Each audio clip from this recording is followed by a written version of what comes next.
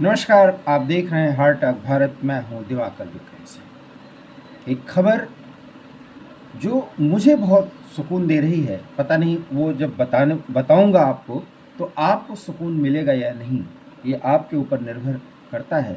लेकिन खबर ही कुछ ऐसी है कि हमारा देश इस कदर आगे बढ़ रहा है, ये हमें तो अच्छा लगता है। जी हाँ, भारत का इस समय अगर दुनिया की नज़र से देखा जाए तो सबसे बड़ा दुश्मन चीन है।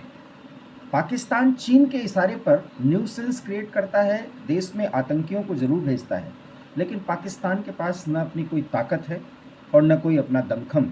उल्टे कटोरा लेकर के भीख मांगना अब तो उसकी फितरत बन गई है।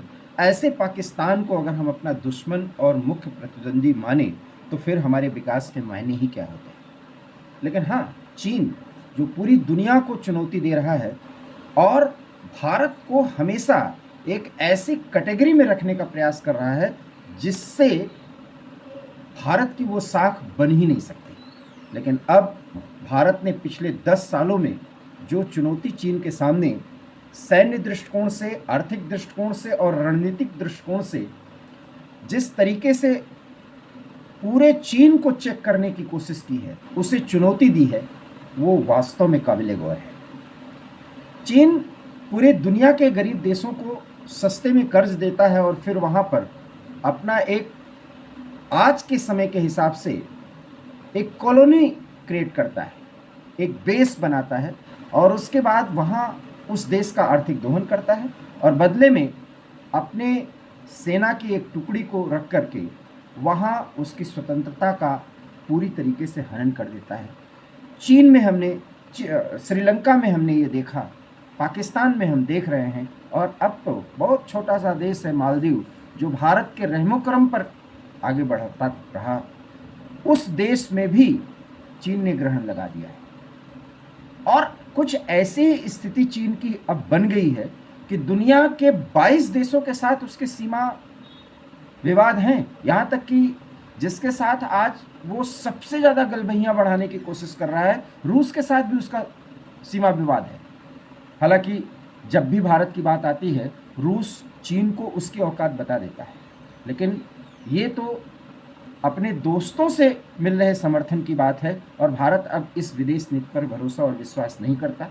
इसलिए चीन को उसको उसी भाषा में जवाब देने की एक बड़ी तकनीक ईजाद की गई है और वो ये है कि जो भी चीन का दुश्मन है वो अगर भारत का बेहतर दोस्त बनता है तो भारत उसको आर्थिक और सैन्य ताकत के रूप में डेवलप करने का एक बढ़िया निश्चय किया है। जी हाँ, भारत ने फिलीपींस को ब्रह्मोस मिसाइल से लैस किया है। 2 साल पहले ये करार हुआ था और अब एक विशेष मालवाहक विमान से ब्रह्मोस मिसाइल फिलीपींस को भेज दिया गया है। फिलीपींस की धरती पर ब्रह्मोस मिसाइल उतर चुका है।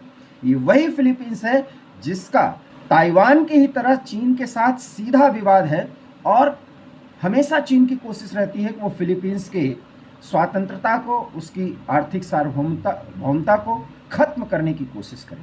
लेकिन भारत ने फिलीपींस की सेना को हवाई स्तर पर इतना मजबूत और दृढ़ बनाने का निश्चय किया है और उसी के तहत रूस और भारत के सहयोग से बना ब्रह्मोस मिसाइल अब फिलीपींस को दिया गया है। 2 साल पहले यह करार हुआ था। इस करार के तहत पहली खेप वहां पर पहुंच चुकी है और दुनिया में ब्रह्मोस मिसाइल को भारत ने जो सप्लाई किया है तो फिलीपींस वो पहला देश है। और इस तरीके से 2 बातें स्पष्ट हो जाती हैं। एक ये कि चीन को अब हर एक रास्ते पर भारत रोकने की कोशिश करेगा, जैसे वो भारत के सामने हर्डल प्रस्तुत कर रहा है, क्योंकि 4 जून के बाद ये तय हो जाएगा कि अगली सरकार किसकी आने वाली है। और ये मैं शुरू से कह रहा हूँ, मैं न 400 के पार की बात करता हूँ और न तो 370 की बात करता हूँ। बात इतना है कि मोदी सरकार बनने जा रही है और 272 का जादुई आंकड़ा, ये सरकार प्रधानमंत्री मोदी के नेतृत्व में जो चुनाव लड़ रही है, ये पार्टी और एनडीए मिलकर तीसरी बार सरकार बनाने जा रहे हैं।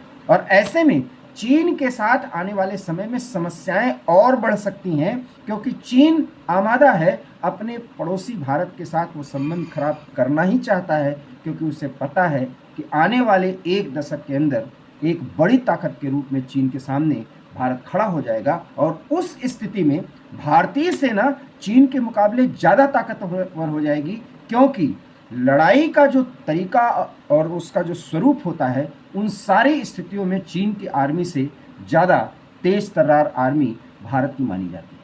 लेकिन भारत अब सीधी लड़ाई के अतिरिक्त चीन के उन पड़ोसियों को विशेष रूप से सैन्य साजो सामान से इक्विप्ड करने की सोच रखा है, जो चीन को उसके हिसाब से चुनौती देते रहें, इसलिए कि चीन उनसे उलझे।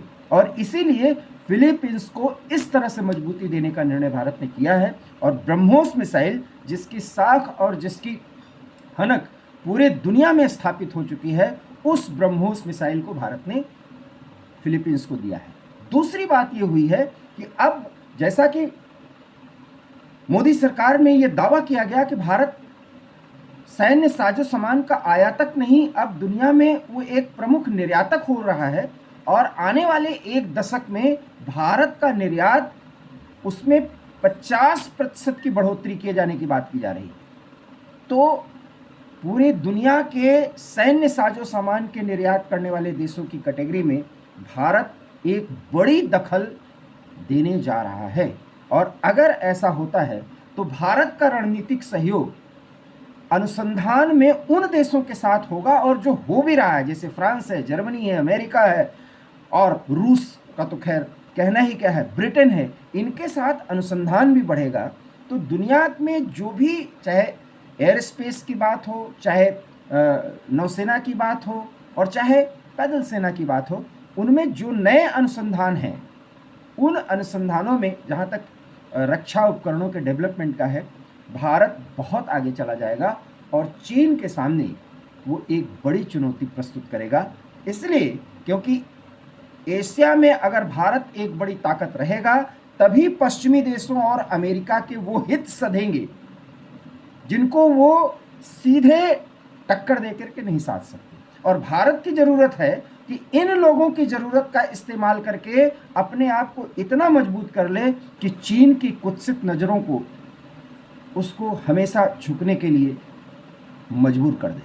और इसी दृष्टिकोण से ब्रह्मोस मिसाइल जब फिलीपींस को दिया गया तो ये एक बड़ा रणनीतिक कदम है और निश्चित रूप से आने वाले समय में इसका असर भी पॉजिटिव रूप में भारत के सामने आएगा, क्योंकि कुछ ऐसे देश जो चीन के घोर विरोधी हैं, यहाँ तक कि दुश्मन की कैटेगरी में आप रख सकते हैं, और जिनके चीन के साथ कहीं न कहीं सीमा या आर्थिक विवाद है, वो भारत के रणनीतिक सहयोगी बनेंगे। और इन सहयोगियों के दम पर भारत चीन को उसी अंदाज में घेरेगा जिस अंदाज में चीन भारत को घेरने की कोशिश कर रहा है। तो आपको ये खबर, मुझे तो ये लगता है कि अच्छी लगी होगी। ये राजनीति से अलग खबर है, इसको किसी सरकार या उस नज़रिए से न देखिए, बल्कि भारत की आर्थिक ताकत, भारत की सैन्य ताकत की साख पूरी दुनिया में इस्टेब्लिश हो रही है, जो हमारा सामूहिक प्रयास है। और इस प्रयास में जो सफलता हमें मिल रही है, उससे